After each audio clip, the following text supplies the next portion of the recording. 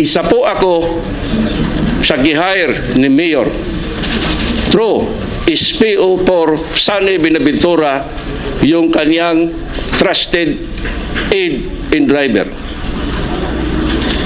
Gihire ako ni Sunny sa halaga po na 3 million pesos. Dahil sabi ni Sunny, galit na galit si Mayor Rudy kay John Pala. Dahil sa palagi nitong atake araw-araw sa radyo. Tinanggap ko po ang kontrata. Pinunta ko si SPO1 Jim Tan ng Santa Ana Police, Davao City.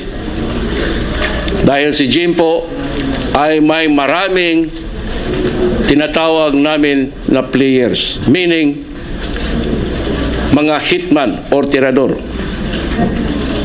Sa madaling sabi po, kami ang nagplano na i-assassinate si John Porras Pala. Gumawa kami ng pag-ambos kay John Pala. 2 times din siyang nakaligtas.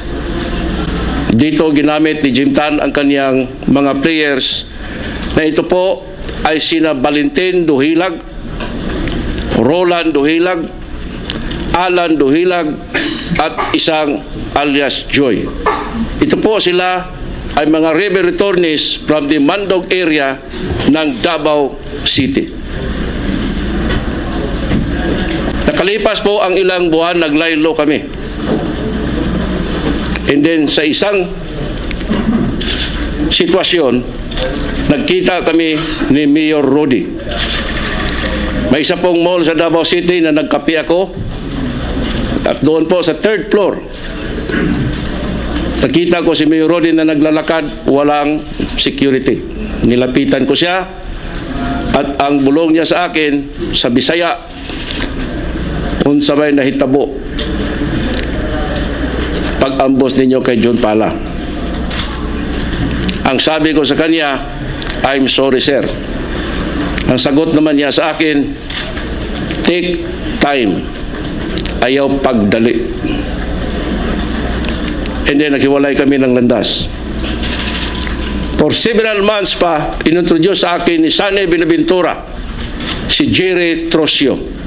Ito po ay isang dating rebel returnist na empleyado din ng City Hall. Si Jerry Trosio po ay isa sa mga part-time bodyguard ni John Pala. I-hire siya ni Sunny Binaventura para gawin naming intelligence doon sa grupo ni John Pala sa halaga po na 350,000 pesos. Umayag si Jerry Trosio.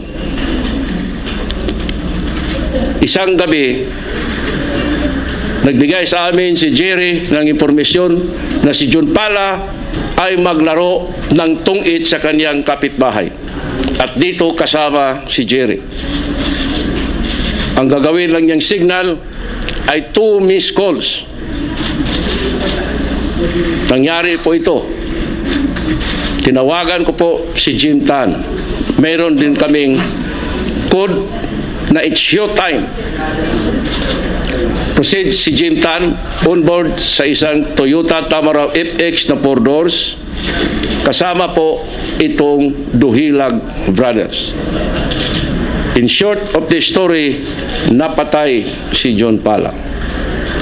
2 days after, binigyan kami ni Mayor Rudy Duterte through SPO4 Sunny Binaventura ng 3 million pesos.